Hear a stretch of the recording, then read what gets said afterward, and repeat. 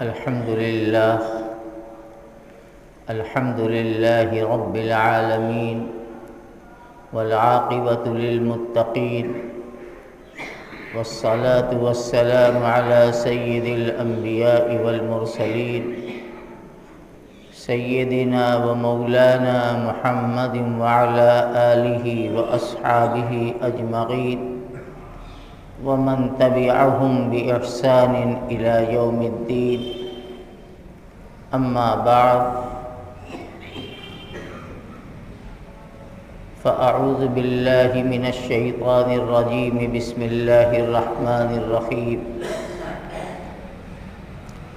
ومن أحسن قولا ممن دعا إلى الله وعمل صالحا وقال إنني من المسلمين. صدق اللہ العظیم. محترم بزرگوں، حاضرین،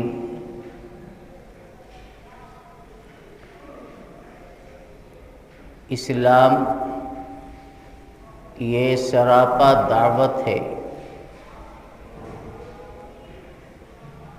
اور اسی دعوت کی محنت کے نتیجے میں اللہ تعالیٰ نے دنیا کے کونے کونے تک اسلام کے نور کو پہنچایا اور اسلام کا پیغام سارے عالم تک پہنچا.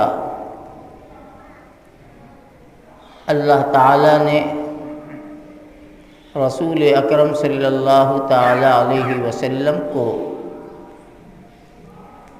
براہ راست مخاطب کر کے فرمایا تھا، یا ایھا الرسول بلغ ما انزل الیک من ربک. اے رسول، آپ کے پروردگار کی طرف سے جو باتیں نازل کی گئی ہیں آپ لوگوں تک ان باتوں کو پہنچا دیجیے. چنانچہ اسلام کے ابتدائی زمانے میں جبکہ پوری دنیا شرک اور بت پرستی کی گندگی میں ڈوبی ہوئی تھی، اس وقت سب سے بڑی ضرورت یہ تھی کہ لوگوں کو ایک اللہ کی دعوت دی جائے. چنانچہ اللہ تعالیٰ نے سب سے پہلے نبی صلی اللہ علیہ وسلم کو حکم دیا، وَأَنذِرْ عَشِيرَتَكَ الْأَقْرَبِينَ. اے پیغمبر، اپنے رشتہ داروں کو، قرابت داروں کو اللہ کے عذاب سے ڈرائیے. چنانچہ رسول اللہ صلی اللہ علیہ وسلم نے اپنے خاندان والوں کو ایک جگہ جمع کیا، پہاڑ کی بلندی پر، اور آپ نے ان کے سامنے ایمان کی دعوت پیش کی کہ اللہ ایک ہے، اس کا کوئی شریک نہیں. نفع نقصان، عزت اور ذلت، آسانی اور مصیبت، یہ سب اسی کے قبضہ قدرت میں ہے اور اسی کے حکم سے آتے ہیں. اور میں اللہ کا رسول ہوں، اللہ نے مجھے اپنا نبی اور رسول بنا کر بھیجا ہے. آپ نے اپنے خاندان کی ایک ایک شاخ کا نام لیا اور ان کو مخاطب کیا کہ اے عبد المطلب کی اولاد، اے بنو ہاشم کی اولاد، اے میری پھوپھی صفیہ، سب کو مخاطب کیا اور فرمایا انقذی انفسک من النار، انقذوا انفسکم من النار، اپنے آپ کو جہنم کی آگ سے بچاؤ۔ آپ نے اپنی صاحبزادی حضرت فاطمہ کو مخاطب کر کے فرمایا یا فاطمہ بنت رسول اللہ انقذی نفسک من النار، اے فاطمہ رسول اللہ کی بیٹی، اپنی جان کو جہنم کی آگ سے بچا۔ لا اغنی عنک من اللہ شیئا، میں اللہ کے یہاں تمہارے کوئی کام نہ آ سکوں گا، وہاں اپنا ایمان کام آئے گا۔ آپ نے یہ سب سے پہلی دعوت اور سب سے پہلی اجتماعی محنت ہے جو آپ نے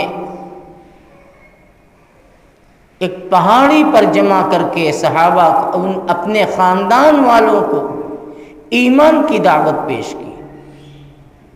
اور اسی موقع پر ابو لہب جو آپ کا چچا تھا، جس نے آپ کی شان میں گستاخی کی اور کہا تبا لک ما جمعتنا الا لہذا، اے محمد تمہارا ناس ہو جائے، تم برباد ہو جاؤ، کیا تم نے اسی بات کے لیے ہمیں جمع کیا تھا؟ سگے چچا ہیں ابو لہب رسول اکرم صلی اللہ علیہ وسلم کے، لیکن سب سے پہلی گستاخی حضور کی شان میں ابو لہب نے کی۔ اللہ کو جلال آ گیا اور اللہ تعالیٰ نے ابو لہب کے لیے ایک مکمل سورت نازل فرمائی، سورہ تبت یدا ابی لہب وتب ما اغنی عنہ مالہ وما کسب، پوری سورت نازل کی اور نبی کریم صلی اللہ علیہ وسلم کو یہ تسلی دی کہ اے پیغمبر، یہ ابو لہب آپ کے لیے بربادی اور ہلاکت کی بددعا کرتا ہے،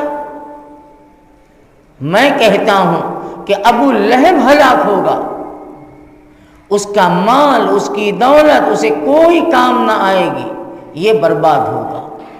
اب برباد ہو گیا، ختم ہو گیا۔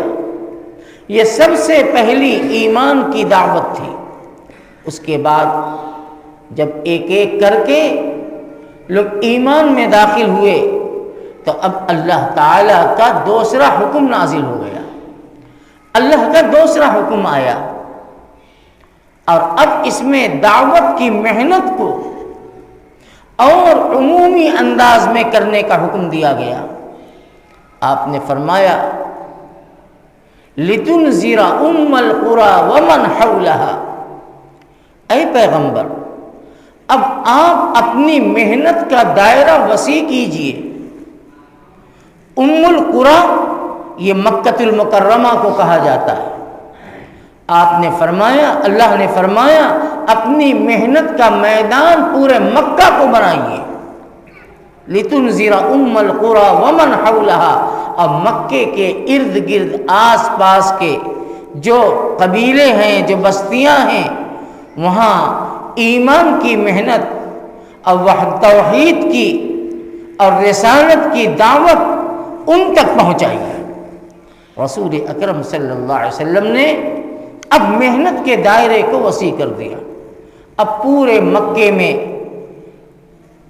ایمان کی محنت، عقیدے کی محنت اور سب سے بنیادی چیز ایک اللہ کی محنت کہ اللہ ایک ہے اسے مانو، جسے وحدانیت اور توحید کہتے ہیں، شروع ہو گئی۔ آہستہ آہستہ اللہ تعالیٰ نے جن کی قسمت میں ایمان رکھا تھا، اب آہستہ آہستہ وہ لوگ ایمان میں آ گئے، آتے رہے آتے رہے آتے رہے۔ اب مسلمانوں کی تعداد بڑھ گئی۔ پھر اس کے بعد اب محنت کا دائرہ اور بڑھا، اور پھر یہ محنت مکے اور مکہ کے علاوہ اطراف و جوانب میں پھیلی اور پھر اس کے بعد یہ محنت مدینے تک پہنچی. مدینے والے آئے حج کے موقع پر، اللہ کے پیغمبر نے انہیں بھی وہی ایمان کی دعوت دی، رسالت کی دعوت دی. وہ ایمان کو لے کر مدینے پہنچے. اب مدینے میں محنت شروع ہو گئی. میں آپ کو دعوت کی اہمیت اور تاریخ بتانا چاہتا ہوں. مدینے میں اب محنت شروع ہو گئی. اب مدینے میں ایمان کا نور پہنچ گیا. اب پھر ایک وقت ایسا آیا کہ رسول اکرم صلی اللہ تعالی علیہ وسلم کو اللہ تعالیٰ نے حکم دے دیا کہ اب آپ مکہ چھوڑ کر مدینے ہجرت کر جائیے. آپ مدینے پہنچ گئے. اب مدینے میں اسلام کا، ایمان کا مرکز قائم کیا گیا. سب سے پہلے مکے میں کوئی مرکز نہیں تھا، اس لیے کہ وہاں دشمنی اور مخالفت بہت زیادہ تھی. مرکز بنا مدینے میں جا کر، اور مسجد نبوی کو ایمان اور اعمال کا مرکز بنایا گیا. مسجد نبوی کو خانقاہ بنائی گئی. مسجد نبوی میں مدرسہ بنایا گیا. خانقاہ، مدرسہ، ایمان کی محنت سب ایک ہے، سب ایک ہے، سب کا مقصد ایک ہے، طریقہ الگ الگ ہے. کوئی کسی لائن سے، کوئی کسی لائن سے، کوئی کسی لائن سے محنت کر رہا ہے.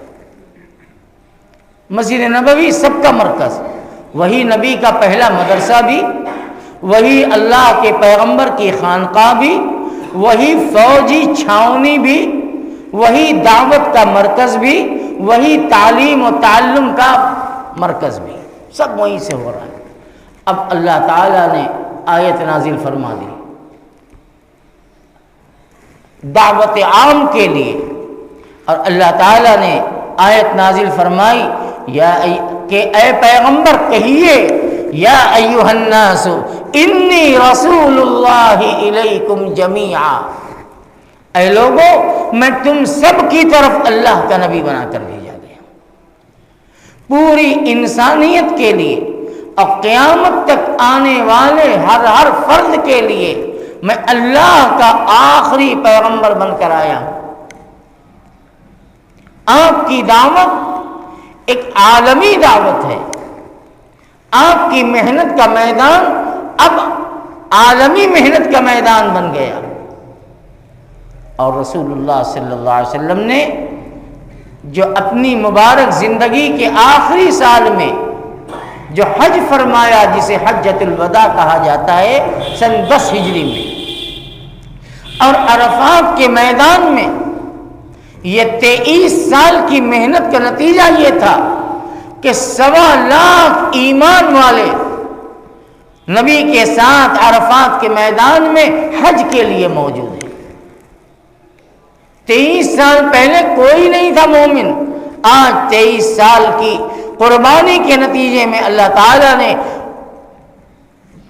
اتنی بڑی تعداد میں ایمان والوں کو، اور وہ ایمان والے جن کو صحابہ کہا جاتا ہے، عرفات کے میدان میں جمع کر دیا. اور نبی علیہ السلام نے وہاں عصر کی نماز کے بعد ایک خطبہ دیا، تقریر فرمائی، بڑی اہم تقریر، جس میں پورے دین کا نچوڑ اور خلاصہ بیان فرمایا. 23 سالہ محنت کا نتیجہ اور خلاصہ بیان کیا. اور پھر اس کے بعد آپ نے فرمایا الا فلیبلغ الشاہد الغائب، اے لوگوں اب سنو میرا یہ اعلان جو عالمی اعلان ہے کہ آج جو لوگ اس مجمع میں موجود ہیں، میرے پیغام کو، میرے دین کو ان لوگوں تک پہنچا دے جو موجود نہیں ہیں. جو حاضر ہیں وہ غائب تک پہنچا دے. کیا مطلب؟ مطلب یہ ہے کہ جو آج موجود ہیں، تم میری زبان سے میرے پیغام کو، میری باتوں کو سن رہے ہو، جو اس مجمع میں موجود نہیں ہے ان تک پہنچاؤ، اور پھر اس کے بعد آنے والی قیامت تک کی نسلوں تک میرے پیغام کو پہنچاؤ۔ غائب سے مراد یہ ہے کہ قیامت تک جو لوگ پیدا ہونے والے ہیں وہ میری اس پیغام کو، میری اس دعوت کو، میری اس محنت کو اب ایک ایک انسان تک پہنچا دیں۔ چنانچہ حج کے بعد رسول پاک صلی اللہ تعالی علیہ وسلم 3.5 مہینہ تقریباً حیات رہے، اس کے بعد آپ دنیا سے تشریف لے گئے، اللہ کے حضور تشریف لے گئے۔ صحابہ نے آپ کی زندگی کو دیکھا تھا، آپ کے فرمان اور پیغام کو سنا تھا۔ صحابہ نے اپنی محنت کا میدان ساری دنیا کو بنا دیا، کہاں کہاں نہیں پہنچے، ہندوستان، سندھ، یہاں تک کہ چائنا تک صحابہ کرام پھیل گئے۔ یہ الگ بات ہے کہ تاجر بن کر آئے، لیکن ان کی تجارت بھی دعوت تھی۔ ہندوستان میں، ہندوستان سے میری مراد یہ نہیں یعنی وہ ہندوستان جو متحدہ ہندوستان تھا، جس میں پاکستان، برما، شری لنکا، بنگلہ دیش یہ سب شامل تھا، متحدہ ہندوستان۔ صحابہ پہنچ گئے، آگے، اور اپنی کاروبار کو اپنی دعوت کا ذریعہ بنا دیا۔ ایمانداری، سچائی، دیانتداری، وعدے کا پورا کرنا اور اسی کے ساتھ ایک اللہ کی دعوت دینا ہندوستان کے اندر، اور اس طرح سے دنیا کے اندر ایمان پھیلا اور ایمان کا نور پہنچ گیا۔ اور پھر یہ محنت صحابہ کے بعد بھی تابعین، تبع تابعین، جو لوگ تھے اس زمانے کا جو تقاضا تھا، جو حالات تھے، ان حالات کے مطابق انہوں نے اس محنت کو زندہ رکھا۔ جو علماء تھے انہوں نے مدارس قائم کر کے، کتابیں تصنیف کر کے، حدیث، تفسیر، تاریخ، سیرت، فقہ، عقیدے کی کتاب، یعنی علماء کی ایک جماعت تصنیف میں لگی تو علماء کی ایک جماعت تدریس میں لگی، جو مدرسے میں بیٹھ کر پڑھانا شروع کیا۔ علماء کی ایک جماعت نے خانقاہ بنا دی اور خانقاہ میں بیٹھ کر دل اور باطن کا تزکیہ اور اس کی اصلاح شروع کی، اور محنتیں چلتی رہی، زمانے آتے رہے، دور آگے بڑھتا رہا، اور ایمان کی محنت چلتی رہی، اور یہ وہ محنت ہے جو قیامت تک جاری رہے گی، اور یہ محنت رکے گی نہیں، دنیا کی کوئی طاقت روک نہیں سکتی۔ مسجد کی محنت، مدرسے کی محنت، تعلیم کی محنت، دعوت و تبلیغ کی محنت، یہ سب کے سب راستے الگ ہیں، لیکن سوتا سب کا ایک ہے، سب ایک سوتے سے پھوٹی ہے، سب رسول پاک صلی اللہ تعالی علیہ وسلم کی مبارک زندگی سے نکلی ہوئی لائن ہے۔ کسی نے کوئی لائن اختیار کی، کسی نے کوئی لائن اختیار کی، سب اپنی ہے، سب دین کی خدمت ہے، چشمہ بھی ایک، منزل بھی ایک، راستے الگ الگ ہیں، سب راستے ایک ہی جگہ جا کے رکتے ہیں کہ مسلمان ایمان والا اپنی دنیا کو بھی کامیاب بنا لے، اپنی آخرت کو بھی کامیاب بنا لے۔ اس کے لیے کون سا راستہ ہو سکتا ہے؟ یہ امت کے افراد کو، امت کی جماعتوں کو اللہ تعالیٰ نے منتخب کیا اور ان کے دل میں بات ڈالی، اور انہوں نے اپنے اپنے سوچ کے مطابق محنت شروع کی، ایمان کی، اعمال کی، علم کی، ساری محنت اور ساری خدمت شروع کر دی۔ ہندوستان میں آج سے 100 برس پہلے، 100 سال پہلے، اللہ تعالیٰ نے دارالعلوم دیوبند کے ایک نوجوان فرزند کو کھڑا کیا،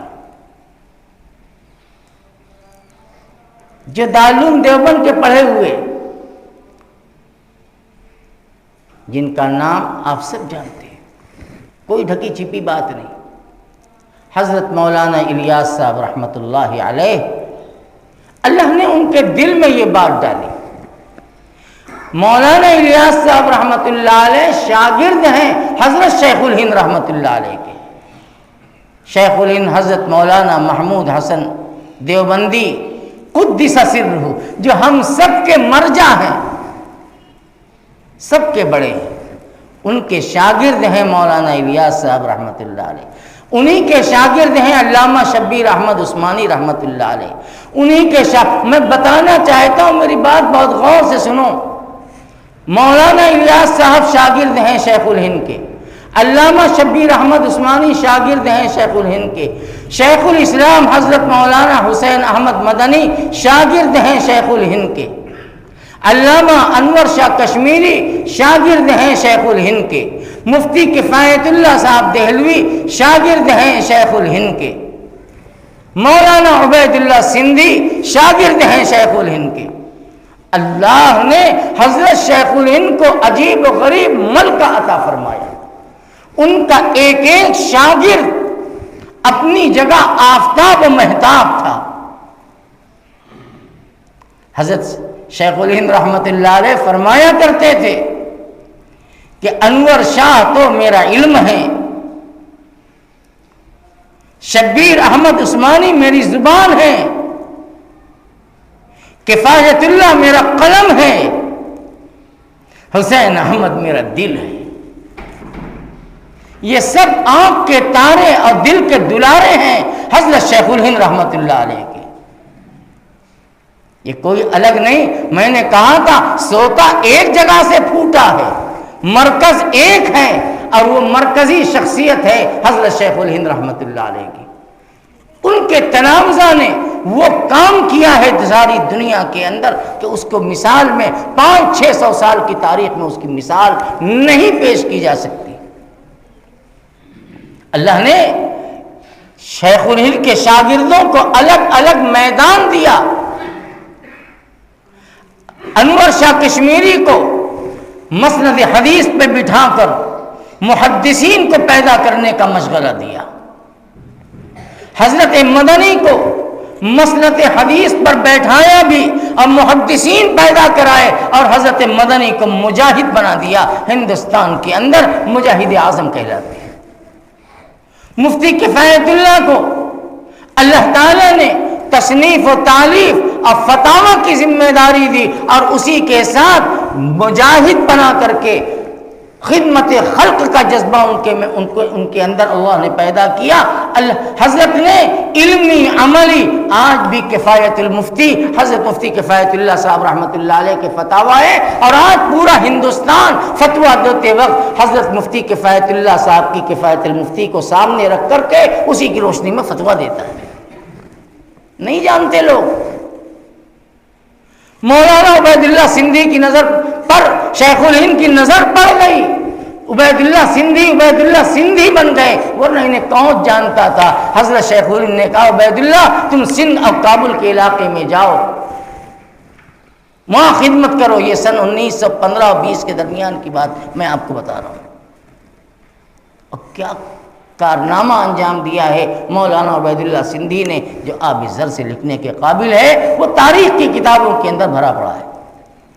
مولانا الیاس صاحب رحمۃ اللہ علیہ، اللہ تعالیٰ نے ان کے دل میں دعوت و تبلیغ کا داعیہ پیدا کر دیا کہ ہم اس قدیم انداز میں جو ہمارے قدیم زمانے میں دعوت کا انداز تھا، گھوم گھوم کر خود جا جا کر لوگوں کی خوشامدیں کر کر کے ہم ان کے اندر ایمان اور ایمان کے ساتھ عمل کا جذبہ پیدا کریں۔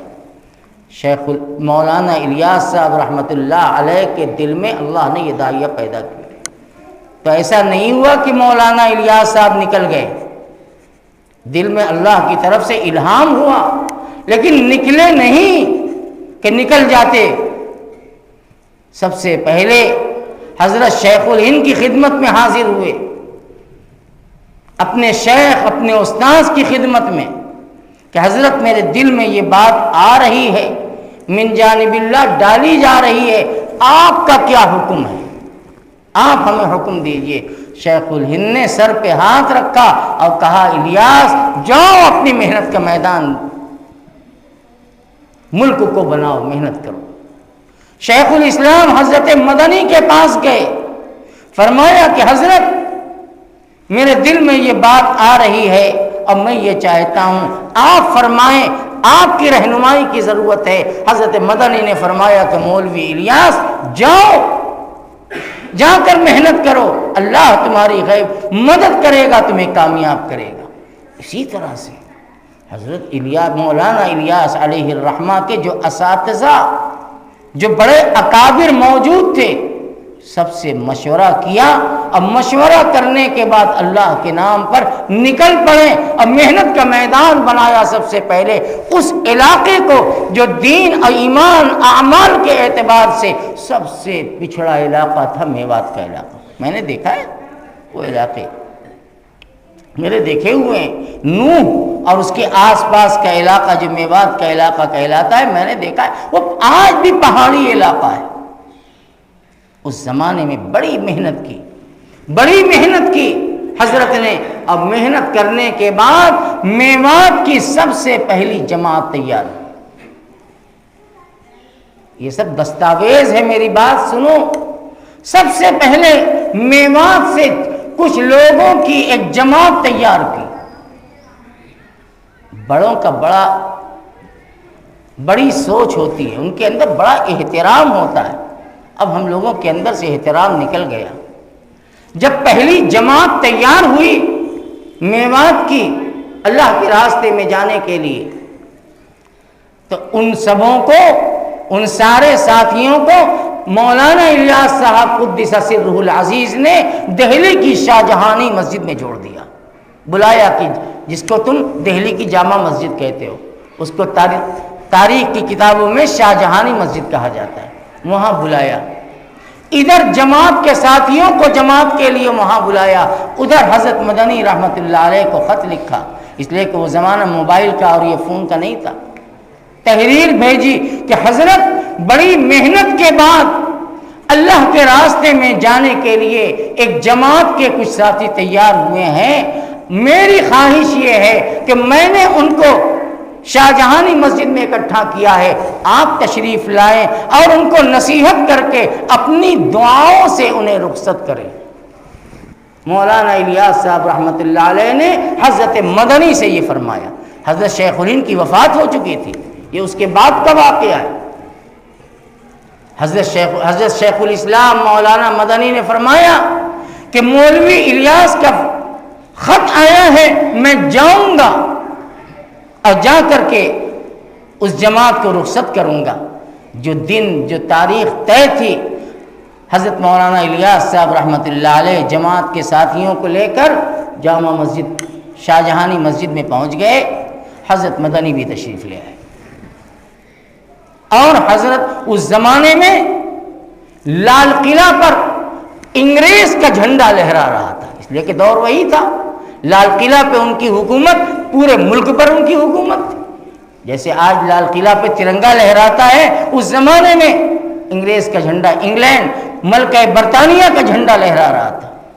حضرت مدنی رحمت اللہ علیہ نے وہاں ایک تقریر فرمائی، مسجد کے ممبر پر جماعت کے ساتھی اور اس وقت کے جو لوگ تھے موجود ہیں، اور اس وقت حضرت کے دل و دماغ میں انگریز دشمنی بھری ہوئی تھی، ہر تقریر کا موضوع وہی ہوتا تھا، جہاد فی سبیل اللہ اور انگریز کی دشمنی اور ملک کی آزادی۔ یہی دل و دماغ پہ بسا ہوا تھا کہ کس طریقے سے ہمارا ملک آزاد ہو جائے اور ہم لوگ آزادی کے ساتھ دین کی خدمت کر سکیں۔ میں بتانا یہ چاہتا ہوں، وقت زیادہ ہو جائے گا، حضرت مدنی رحمت اللہ علیہ نے وہاں تقریر کی، اور تقریر میں آپ کہاں کوئی جانتا ہے حضرت مدنی کے مقام اور ان کے مرتبے کو۔ حضرت نے بڑے جذبات میں آ کر تقریر کرتے ہوئے فرمایا کہ اے مسلمانوں، اگر تم لوگ قرآن پر، سنت رسول اللہ پر اور دین کی سچی محنت پر آ گئے، آپ نے یوں ہی اشارہ کیا کہ وہ لال قلعہ کے صدر دروازے پر جو ملکہ برطانیہ کا جھنڈا لہرا رہا ہے وہ جھنڈا اتر جائے گا۔ حضرت نے جب یوں اشارہ کیا، اچانک سارے لوگوں کی نظر ادھر پڑی، تو بتانے والے نے مجھے بتایا ہے کہ جب حضرت نے اشارہ کیا تو جھنڈا گر چکا تھا اور اوندھے منہ ایسے ہو گیا تھا، ایک اشارے سے۔ اللہ والوں کی بڑی بات ہوتی ہے جب وہ جذب میں آ کر اور اپنے رنگ میں آ کر بات کرتے ہیں تو اللہ ان کی زبان کی نکلی ہوئی باتوں کو پوری فرماتے ہیں۔ اور یہ پہلی جماعت تھی جو اللہ کی راہ میں دین کی نسبت پر نکلی، اور پھر اس کے بعد راستے بنتے گئے، اور بنگلہ والی مسجد جو کچی چھوٹی سی مسجد تھی، اللہ نے اس کو پورے عالم کا مرکز بنا دیا۔ افراد آتے رہے، خدمت کرتے رہے، دنیا سے جاتے رہے۔ یہ تو دنیا کا نظام ہے، یہ تو ہوگا، ایک جانے والے جاتے رہیں گے۔ اللہ کو اگر اپنے دین کی یہ خدمت پسند ہے تو اللہ اسے زندہ رکھیں گے۔ اب تک زندہ ہے، انشاءاللہ آئندہ بھی زندہ رہے گی۔ میرا یقین ہے کہ یہ زندہ رہے گی۔ دنیا کی طاقت، دنیا کے والے چاہے جتنی مخالفت کر دیں، لیکن حق کی آواز اور حق والا قدم نہ پیچھے ہٹتا ہے نہ آواز دبتی۔ اس وقت پوری دنیا میں ایک ہی موضوع سوشل میڈیا پہ چل رہا ہے۔ آپ دیکھتے ہیں، مجھ سے زیادہ جانتے ہیں، میں تو کم دیکھتا ہوں۔ جماعت تبلیغ اور مملکت سعودیہ کا جو معاملہ ہے وہ دیکھ کر ساری دنیا کے علماء کھڑے ہو گئے۔ آپ دیکھ رہے ہیں، بڑے بڑے ادارے والے کھڑے ہو گئے۔ وہ علماء جن کی حیثیت مرکزی ہے جہاں بھی ہیں وہ میدان میں آ گئے، اور پوری مضبوطی کے ساتھ اپنی بات کہہ رہے ہیں۔ اس سے آپ نے کیا سمجھا؟ میرے دوستوں، کچھ سیکھنے کی کوشش کیا کرو۔ اس سے یہ بات معلوم ہو گئی کہ سارے موجودہ اکابر کو اس جماعت کو تائید حاصل ہے، اور کھڑے ہو گئے۔ کل بھی جب وقت آیا تھا لاک ڈاؤن کے زمانے میں تو یہی کھڑے ہوئے تھے، اور آج بھی جب وقت آیا ہے تو دنیا کے علماء کھڑے ہوئے ہیں اس کی پشت پر اور اس کی حمایت کر رہے ہیں۔ معلوم یہ ہوا کہ علماء اگرچہ اپنے مدرسے میں بیٹھے ہوئے ہیں، علماء اگرچہ کتابوں کی تصنیف و تالیف میں لگے ہوئے ہیں، لیکن اس جماعت کی خدمت سے غافل نہیں ہے۔ وہ سمجھتے ہیں، وہ جانتے ہیں کہ یہ میری جماعت ہے، میرے اکابر کی قائم کی ہوئی جماعت ہے، ہمارے بزرگوں کی ہے، اس کی حفاظت بھی ہماری ذمہ داری ہے، اس کا استحکام بھی ہماری ذمہ داری ہے۔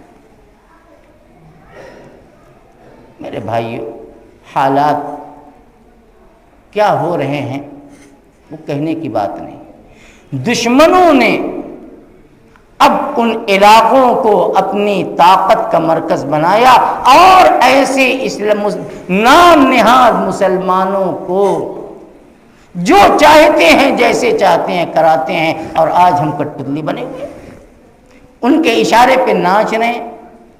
اللہ حفاظت فرمائے، لیکن ہمارا یقین ہے کہ یہ کام اور یہ محنت، یہ مشن جیسے ماضی میں جاری تھا انشاءاللہ وہ جاری رہے گا، اور دشمنان اسلام اور اسلام نما دشمن اور مخالف وہ اپنے منصوبے اور عزائم میں خائب و خاسر ہوں گے، انشاءاللہ وہ ناکام ہوں گے۔